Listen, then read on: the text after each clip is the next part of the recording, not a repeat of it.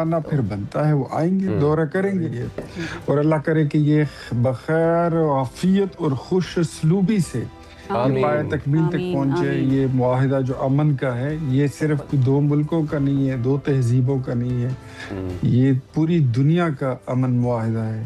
اس میں آپ کو آپ نے دیکھ لیا کہ اس کو لوگوں نے تیسری جنگ عظیم کا نام دے دیا تھا، اور اس میں پوری دنیا شامل ہو چکی تھی۔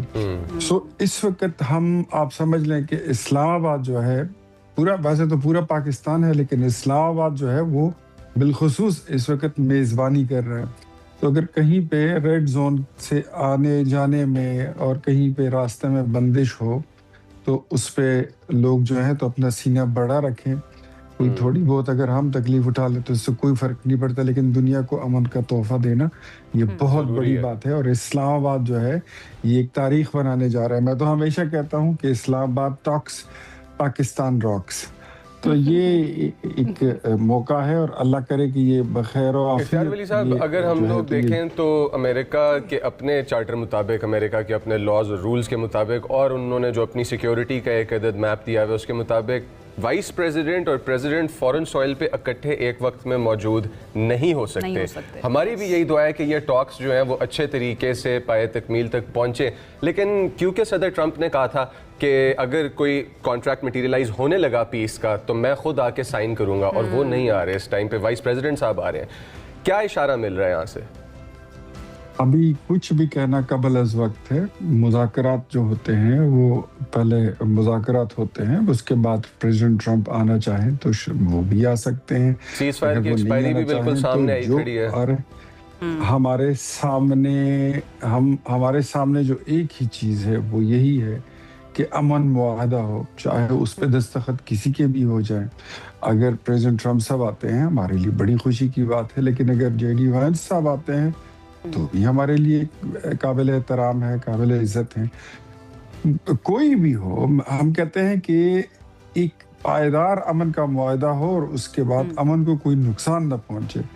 تو انشاءاللہ اگر اس موقع پر وہ آگئے تو بھی ٹھیک ہے، نہیں تو اس کے بعد ان کا آنا پھر بنتا ہے، وہ آئیں گے، دورہ کریں گے، اور یہ دورے تو ہے، یہ امن معاہدہ آپ کر لینے دے، یہ پایہ تکمیل تک پہنچ جائے تو پاکستان کو آپ دیکھیں گے کہ یہ مرکز بن جائے گا جہاں پر اقوام عالم جو ہے تو وہ یہاں پر آئیں گے، اسٹے کریں گے، رکیں گے، بات کریں گے، اور پاکستان جو ہے یہ صرف کوئی ایک چھوٹے سے عرصے کے لیے یا محض چند گھنٹوں کے لیے لائم لائٹ میں نہیں رہے گا۔ آپ میرے خیال میں اگلے کچھ دہائیوں کے لیے لائم لائٹ میں آ جائیں گے، اور پھر اس کو ایک نیا چیپٹر ہو سکتا ہے یہ پاکستان کے لیے۔ بالکل اختیار صاحب، اس کے اندر ایک فریق تو ہمیں کنفرم ہو چکا ہے، وائٹ ہاؤس نے بھی بتا دیا، دین آپ لوگ بھی بتا رہے تھے کہ امریکہ سے، واشنگٹن سے ڈیلیگیٹ آ رہا ہے۔ ایران کی طرف سے کچھ ابھی تک جو ہے نا کنفلکٹنگ نیوز آ رہی ہے کہ ان کا ڈیلیگیٹ ہو سکتا ہے نہ آئے، ہو سکتا ہے آ جائے۔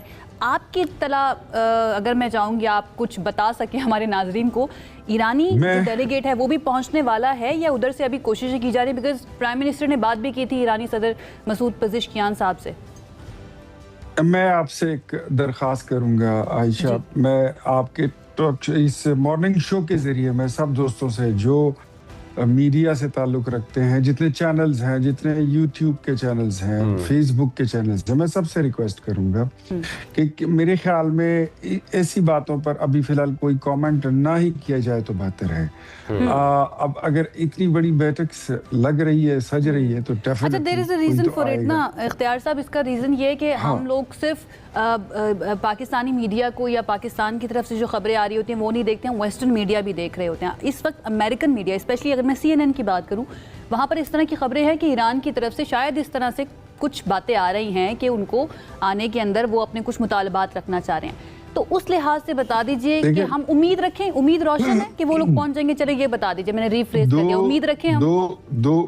آپ بالکل پر امید رہیے، اور دو ملکوں کے درمیان، بڑے ملکوں کے درمیان، آسودہ حال ملکوں کے درمیان گزشتہ 50 سال سے لڑائی جاری ہے، ایک دوسرے کے ساتھ براہ راست کبھی بیٹھے نہیں تھے۔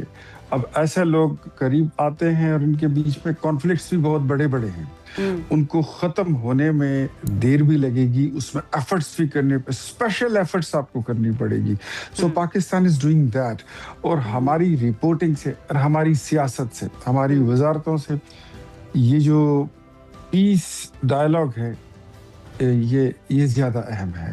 تو میرے ایک چھوٹا سا پوائنٹ ہے ڈسکس کرنا ضروری اور عوام تک پہنچانا بھی ضروری. بڑا اچھا پوائنٹ آپ نے مینشن کیا کہ جو یوٹیوبرز ہیں اور جو آزاد صحافی موجود ہیں اس وقت، وہ بجائے ایسی نیوز جو پروبیبل نیوز ہے لیکن نیوز نہیں ہے، بجائے اس کو فروغ دینے کے فیکٹس کی طرف رہیں، اور 50 سال دو ملک ایک جگہ پہ نہیں اکٹھے ہوئے، اب اکٹھے ہو رہے ہیں، اس چیز پہ اپنا فوکس رکھیں. مجھے یہ بتائیں، ہائی لائٹ کریں ذرا کہ Pakistan as a beneficiary of these talks کیا کیا چیزیں ہیں جو حاصل کر پائے گا. ذرا پاکستان کے معاملے پہ آتے ہیں. وہ سارا کچھ حاصل کر لے گا جو آپ کی سوچ ہے انشاءاللہ. وہ ہمارے پاس جی ایس پی پلس کے ایشوز ہیں، ایف اے ٹی ایف کے ایشوز ہیں، ہمارے پاس یہ تمام تر پرابلمز ہیں جن سے ہم جوجھ رہے ہیں. سب میں سے ورلڈ بیونڈ دیٹ کچھ بتائیے نا. یہ تو عید والی خبر دے رہے ہیں عائشہ، مطلب دل خوش ہو رہا ہے. پلیز ٹیل اس دا. آپ دیکھ لیجئے، یہ دیکھیں، آپ نے دیکھا ہوگا گلوبل ریپوٹیشن آپ کی جو تھی وہ 0.68 تھی، پرسوں وہ 28.7% پہ پہنچ گئی ہے. آپ کی جو ورلڈ بینک میں ریٹنگ ہے، رینکنگ ہے، آپ کا جو گروپ ہے وہ چینج ہونے جا رہا ہے، آلموسٹ ہو چکا ہے. تو چیزیں تو بدلنا شروع ہو گئی ہیں. اختیار صاحب منڈے بلوز تھے، لیکن اب آپ نے نا ایک فیسٹیو سا ماحول بنا دیا. مطلب میں اور چیزوں کو سوچ رہا تھا کہ جے ڈی وینس آ رہے ہیں لیکن ٹرمپ صاحب نہیں آ رہے، تو آپ نے تو ماحول ہی چینج کر دیا. میں جاؤں گی تھوڑا سا، ذرا ہم جو خبریں آ رہی ہیں ان کے اوپر بھی کامنٹ لے لیں. اس وقت جو اسٹریٹ آف ہارمز کی سچویشن ہے اختیار صاحب، ایک طرف ٹاکس ہو رہی ہیں جس سے ہم بہت پر امید ہیں، ہم دعا بھی کر رہے ہیں کہ اللہ کرے کامیاب ہو. دوسری طرف ہمیں اسٹریٹ آف ہارمز کے اندر کانفلکٹ نظر آ رہا ہے کہ امریکہ کی طرف سے جو کارگو شپ ہے ایران کا، اس کو قبضے میں لے لیا گیا. وہاں پہ کچھ فائرنگ بھی ہوئی ہے یا میزائل بھی چلایا گیا. تو ایسی سچویشن کے اندر آپ کو لگتا ہے کہ اس کا اثر ان ٹاکس کے اوپر پڑے گا، یا پاکستان ادھر بھی کوشش کر رہا ہے کہ اس کانفلکٹ کو بھی ریزالو کروا سکے؟ یہ جو پیس ٹاکس ہے نا، اسلام آباد ٹاکس، یہ اس کا بیک گراؤنڈ میوزک ہے، یہ ساتھ ساتھ چلتا رہے گا. یہ ساتھ ساتھ چلتا رہے گا. یہ آپ نے ٹرمپ کے سٹیٹمنٹس کے بارے میں بھی بات کی تھی کہ یہ بیک گراؤنڈ میوزک ہے.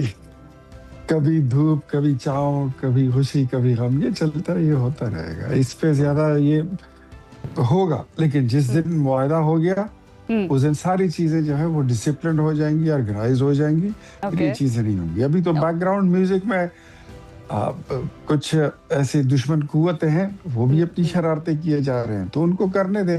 ہم اپنا کام کریں گے ذمہ داری کے ساتھ اور دعا کریں گے. سر ان دشمن قوتوں کو چھوڑیں، وہ جو سنوکر تھا وہ بہت پہلے کا ہم لوگ نکال چکے ہیں اور اچھا ٹھیک ٹھاک نکال چکے ہیں. وہ پنجابی کا مفروضہ ہے، آ تیرے جن کٹا، تو وہ جن کے تھے مسئلے وہ ہم نے حل کر دیے. تو ابھی ایک چھوٹی سی بات سر، اور وہ یہ ہے کہ انشاءاللہ تعالیٰ یہ ٹاکس مٹیریلائز کر جاتی ہیں اور اس میں سے پاکستان جو ہے وہ تمام فائدے اٹھانے شروع کر لیتا ہے. آپ کو کیا لگتا ہے کہ ہم لوگ ساؤتھ ایشین پالیسی میکنگ کے فرنٹ پہ ایز اے ڈیسیژن میکر آئیں گے اس کے بعد؟ آپ کہنے ساؤتھ ایشیا کے چودھری بنیں گے ہم؟ جو کہ کوشش کسی اور کی تھی، کوشش کسی اور کی تھی. بات ایسی ہے کہ خطے کا چودھری بننے کا جس کو شوق تھا وہ تو اب چودھریوں کا منشی بھی نہیں رہا. اب یہ اللہ کی ذات ہے کہ وہ جس کو چاہے عزت دے، جس کو چاہے ذلت دے. بے شک بے شک بے شک. وہ تو عز من تشاء و تذل من تشاء بیدک الخیر انک علی کل شیء قدیر. پاکستان کی سچویشن اور پوزیشن